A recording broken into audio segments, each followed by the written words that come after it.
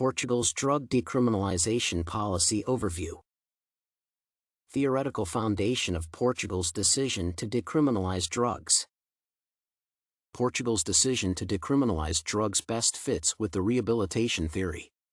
According to the source, Portugal significantly moved from incarceration to the use of medical professionals to help combat drug abuse during its zenith. The country's policy hinged on three primary pillars.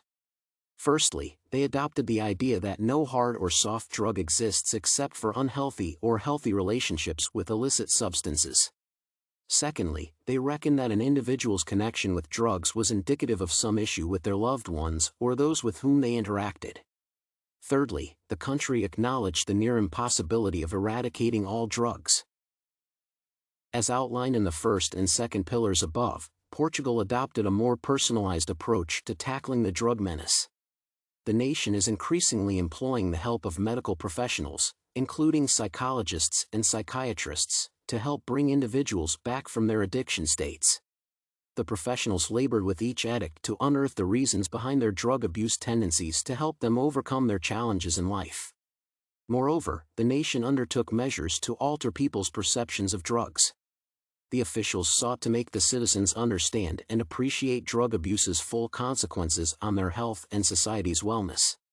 Over time, people linked broken marriages, lost jobs, school dropouts, and soaring HIV rates with drug abuse and sought practical help from medical personnel to overcome their addictions.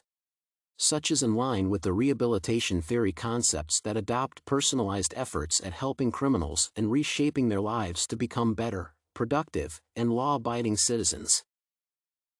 Positives to the policy decision. There are essential positives in the approach taken by Portugal to combat drug abuse. The source states that efforts aimed at causing the public to understand the adverse impacts of drug addiction and peddling on self and the larger public caused addicts to seek help without coercion. Consequently, when one relapsed into drug abuse, they took it upon themselves to go back to their psychologists and doctors for guidance and advice. Such was a stark deviation from the previous punitive approach, where criminals never comprehended the reasons for incarceration and did not appreciate the law enforcers meddling in their personal lives. Such measures resulted in tactics that sought evasion from police surveillance and detection. People could still abuse drugs clandestinely with the arrest and imprisonment method. On the other hand, the reshaping of public opinion on drug abuse did much to cause addicts to want and seek the change out of their own volition. Possibility for the United States to do the same thing. The United States could also adopt a similar approach with much success. A closer look at the prevailing condition in the U.S. indicates a situation where the media celebrates drug abuse rather than educating the people concerning its dangers.